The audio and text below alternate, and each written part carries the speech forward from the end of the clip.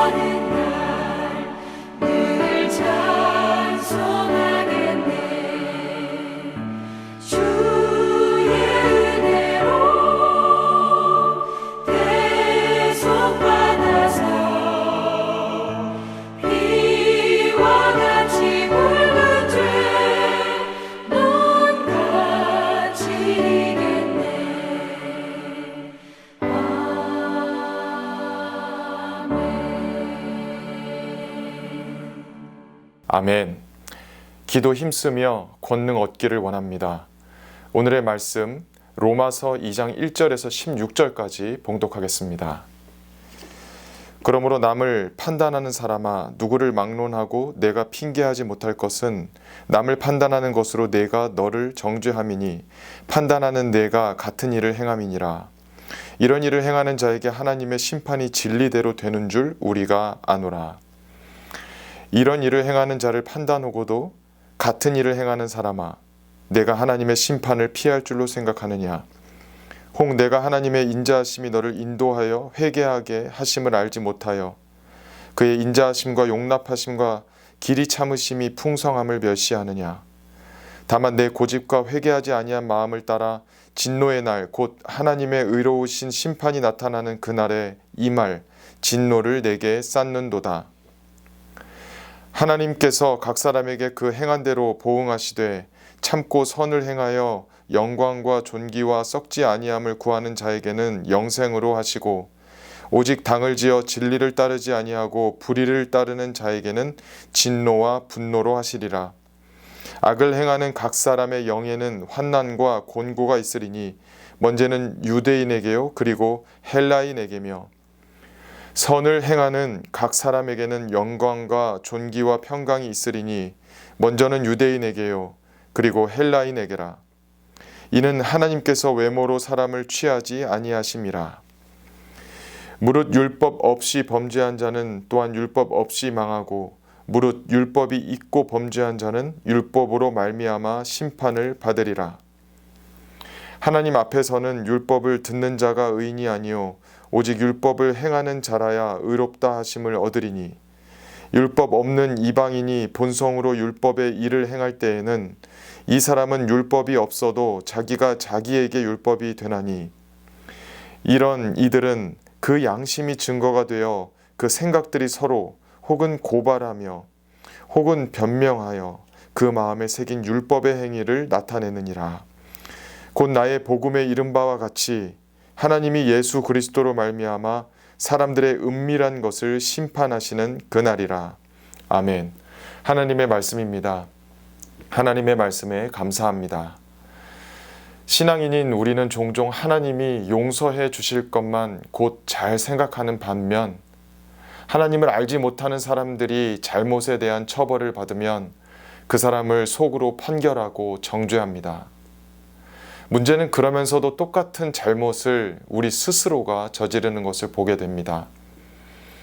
일반 뉴스를 보아도 범죄는 악함으로 하나님의 율법까지 어기는 범위인데 그리스도인이냐 아니냐가 아니라 행한 바에 따라 누구나 처벌을 받는 것을 볼 수 있습니다. 오늘 본문에서 판단한다는 것은 유대인이 윤리적인 것에 관하여 이방인을 정죄하는 것을 의미하지요.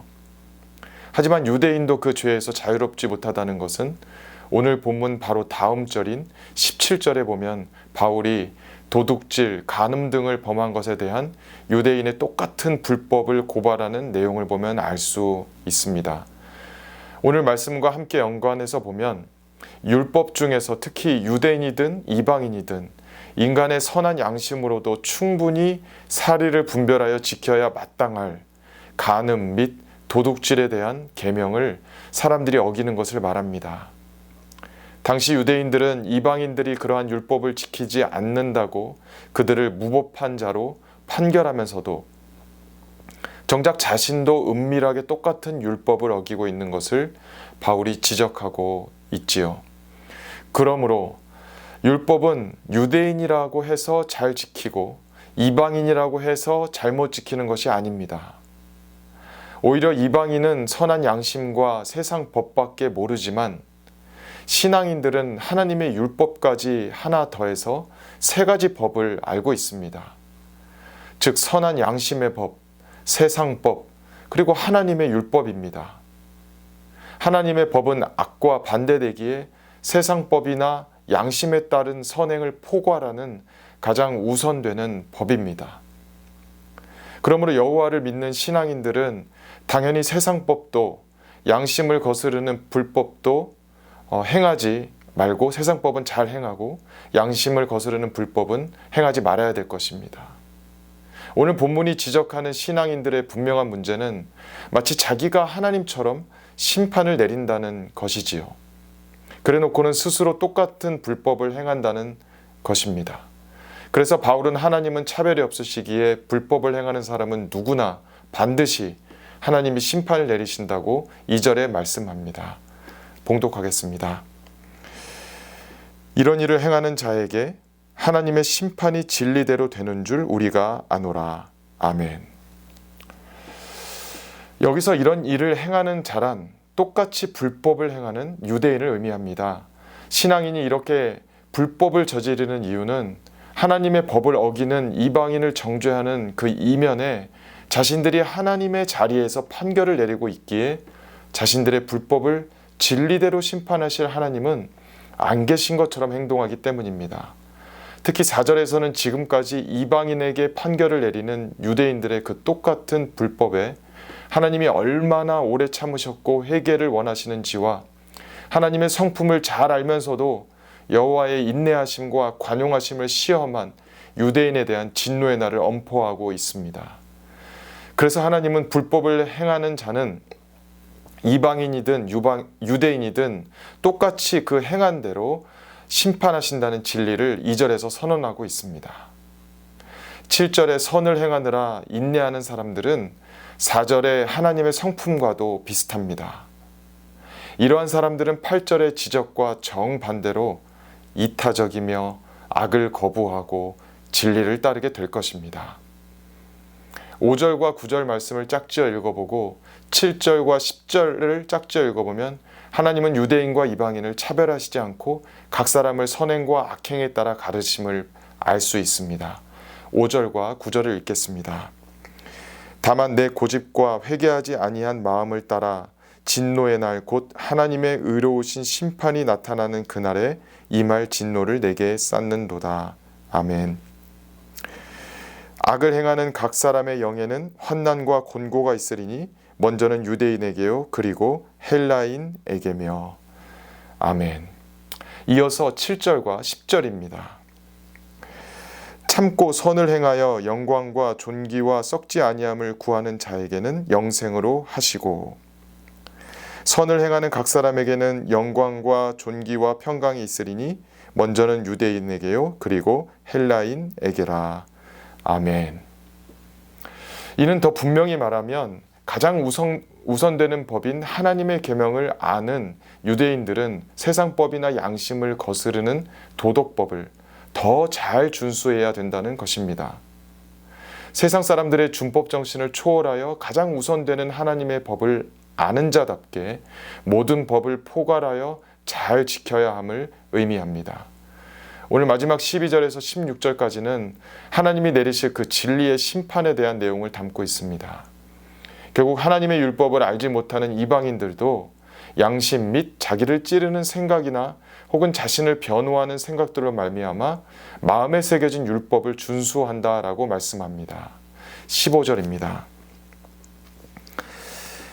이런 이들은 그 양심이 증거가 되어 그 생각들이 서로 혹은 고발하며 혹은 변명하여 그 마음에 새긴 율법의 행위를 나타내느니라. 아멘. 이방인들은 율법과는 관계없다고 유대인들에게 판결을 받고 정죄를 당했습니다. 하지만 그들은 하나님의 율법이 자신의 마음에 본성으로 새겨진 후 그 행위로 나타났습니다. 그들 나름대로의 준법 정신을 오늘 14절에 그들 자체가 그들의 법이 되어 하나님의 율법의 요구를 충족시켰다고 바울은 말합니다. 14절입니다. 율법 없는 이방인이 본성으로 율법의 일을 행할 때에는 이 사람은 율법이 없어도 자기가 자기에게 율법이 되나니. 아멘. 그렇다면 우리 그리스도인들은 양심, 생각, 심지어 마음뿐 아니라 영에 새겨진 하나님의 율법으로 더더욱 하나님의 법에 순종하여야 하는 줄 믿습니다.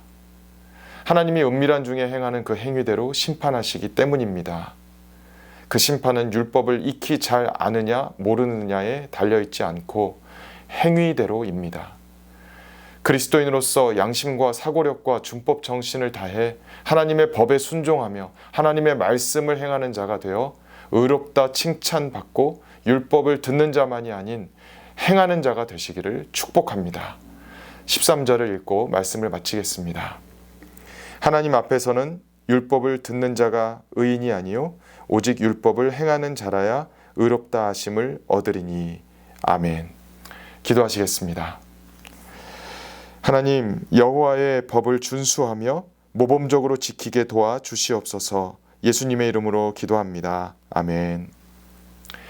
하나님의 법에 순종하시기를 축복합니다. 아멘.